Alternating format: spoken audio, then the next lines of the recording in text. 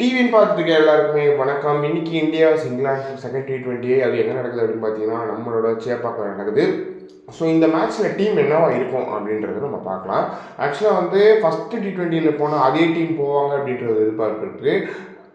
ஆனால் ஒரே ஒரு சேஞ்ச் எனக்கு பண்ணணும். என்ன சேஞ்ச் அப்படின்னு பார்த்தீங்கன்னா ஷமியை வந்து உள்ளே கொண்டு வரணும். போன வாட்டி வந்து ஒரு ஃபாஸ்ட் பவுலர் இல்லாமல் ரொம்ப கஷ்டப்பட்டாங்க. வருண் சக்கரவர்த்தி நல்லா பர்ஃபார்ம் பண்ணியிருக்காரு, எல்லா இடத்துலையுமே நல்லா பர்ஃபார்ம் பண்ணியிருக்காரு, இல்லைன்னு சொல்ல முடியாது. பட் ஆனால் ஒரு சீம் ஆப்ஷனாக நம்ம வந்து ஹர்திக் பாண்டியா வந்து 4 ஓவர் கிட்டத்தட்ட 45 ரன் போயிருந்தாரு. ஸோ அவரை வந்து விட்டுட்டு அவர் ஒரு எக்ஸ்ட்ரா சீமராக வச்சுட்டு நம்ம வந்து இன்னொரு பிளேயரை ப்ளே பண்ண வைக்கணும்னா அது ஷமியாக இருக்கணும் அப்படின்றது ஒன்று இருக்குது.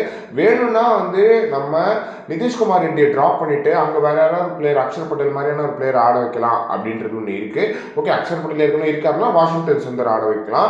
ஸோ வந்து நம்ம வந்து இந்த வாட்டி ஷமியோட போகணும் அப்படின்றதுல எந்த ஒரு மாற்றமே கிடையாது. பிகாஸ் ஷமி ஒரு கம்பேக் கொடுத்துட்டாரு, ஒரு சூப்பரான பவுலர் அப்படின்றது நம்ம எல்லாருக்குமே தெரியும். ஸோ அவரோட பெர்ஃபார்மன்ஸ் எப்படி இருக்கும், ஏன்னா வந்து அடுத்த சாம்பியன்ஸ் ட்ராஃபி வரப்போது அவர் அதிகமாக ப்ளே பண்ண வைக்கணும்.